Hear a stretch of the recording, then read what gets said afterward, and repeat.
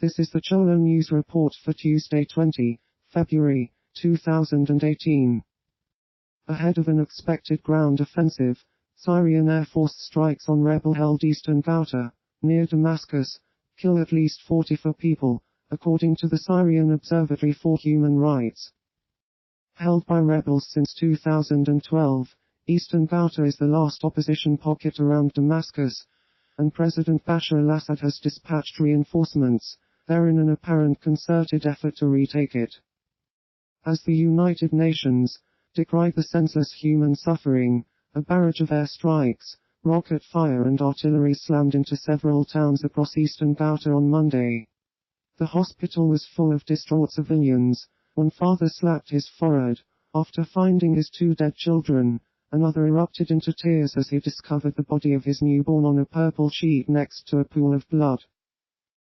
3 days after the previous, stronger earthquake, a 5.9 magnitude possible aftershock strikes, again near the coast of Oaxaca, and is widely felt across southern and central Mexico. No victims are reported so far. The quake hit 32 kilometers, the U.S. Geological Survey said, revising its strength down slightly from an initial 6.1 magnitude. The tremor was strong enough to trigger earthquake alarms in Mexico City, more than 200 miles away, but was shorter and less intense than one of Friday in the same area, that damaged about 1,000 houses. Residents who rushed into the streets when the alarms sounded quickly returned to their homes once the quake stopped. A collapse at a garbage dump in Mozambique kills at least 17 people. The pile of waste, some 15 meters on Monday. The dump is known to be home to some of the city's poorest residents, who build makeshift camps amid the rubbish. However, one local resident whose son was injured in the landslide, Maria Howo, said, "I live in this neighborhood because I have nowhere to go." The city of Maputo has experienced heavy rainfall since Sunday, which has damaged homes and flooded roads. Mount Sinabung erupts in Sumatra, Indonesia, with a large amount of ash and debris shot up thousands of feet in the sky. Former coach Barry Bennell is sentenced to 31 years in prison for 50 offenses against 12 boys between 1979 and 1990.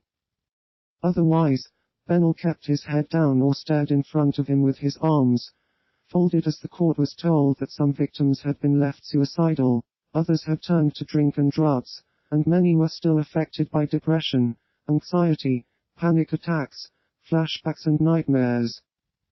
Spanish Minister of Economy and Competitiveness, Luis Guindos, is appointed new Vice President of the European Central Bank by the Eurogroup.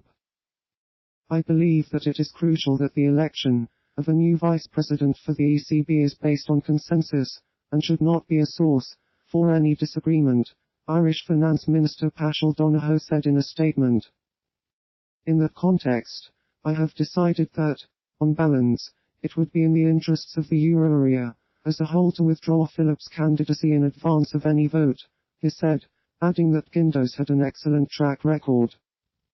The European Parliament's Economic Committee, which has only a consultative role, said after an informal hearing of both candidates last week that Lang was a better choice, but Eurozone officials said Guindos was the favorite.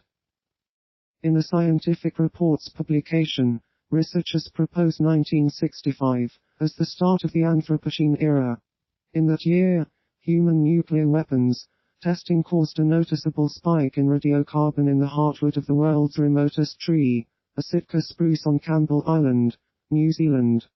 The general scientific community has already been using 1950 as the year before physics, when nuclear weapons began to significantly affect the reliability of radiocarbon, dating of events that happen after that epoch.